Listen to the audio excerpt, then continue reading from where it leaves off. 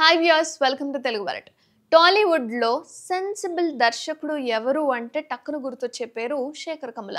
ఆయన సినిమాలకు separate fan base ఉంటుంది. శేఖర్ కమ్ముల సినిమాలు చాలా క్లాసిక్గా ఉంటాయి. మళ్ళీ మళ్ళీ చూడాలనిపించే కథలను తెరకెక్కించడంలో శేఖర్ కమ్ముల దిట్ట. ఆయన చేసిన సినిమాలు మన ఇంట్లోనో లేదా మన పక్కింట్లోనో జరిగిన కథల్లాగానే ఉంటాయి. అందమైన ప్రేమ కథలను తెరకెక్కిస్తూ ప్రేక్షకులను ఆకట్టుకుంటాడు Shekhar Kammula. Anand, Godavari, happy days, leader, Fidaa, love story సినిమాలు చేసి హిట్స్ అందుకున్నారు. ఇక ఇప్పుడు శేఖర్ కమ్ముల స్టార్ హీరో ధనుష్తో సినిమా చేస్తున్నారు. ఇప్పటి వరకు శేఖర్ కమ్ముల చేసిన సినిమాలతో పోల్చుకుంటే ఈ సినిమా డిఫరెంట్గా ఉంటుందట. ఈ సినిమాకు కుబేరా అనే ఆసక్తికర టైటిల్ను ఖరారు చేశారు. అయితే ఈ సినిమా నుంచి ఇప్పటికే విడుదలైన పోస్టర్స్, టీజర్ ప్రేక్షకులను ఆకట్టుకున్నాయి. రీసెంట్గా ఈ సినిమా ట్రైలర్ను విడుదల చేశారు. అయితే ఈ ట్రైలర్ సినిమాపై అంచనాలు భారీగా పెంచేసింది అనుకోండి. అయితే ఈ సినిమాలో ధనుష్తో పాటు నాగార్జున కూడా నటిస్తున్నారు. అండ్ హీరోయిన్గా నేషనల్ క్రష్ రష్మిక మందన నటిస్తుంది.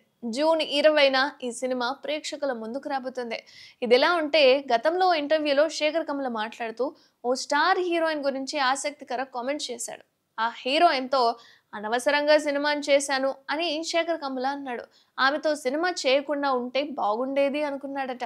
ఇందుకు ఆమె ఎవరో తెలుసా? ఆమె ఎవరో కాదండి, lady super star Nayanthara. Shekhar Kammula నయనతారతో అనామిక అనే సినిమా చేసిన సంగతి మనందరికీ తెలిసిందే. రీమేక్గా తెరకెక్కిన ఈ మూవీ దారుణమైన డిజాస్టర్గా నిలిచిపోయింది.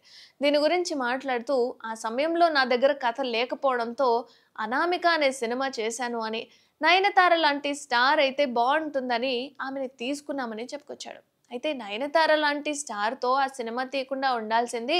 అప్పటికే దేశవ్యాప్తంగా నిర్భయ ఘటన సంచలనం సృష్టించిందని చెప్పుకొచ్చింది.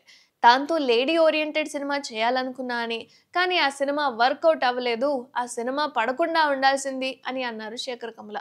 ఈ కామెంట్స్ ఇప్పుడు మరోసారి వైరల్గా మారాయి సోషల్ మీడియాలో. నయన్ ప్రస్తుతం చిరంజీవి, అనిల్ రావిపూడి సినిమాలో నటిస్తున్నారు.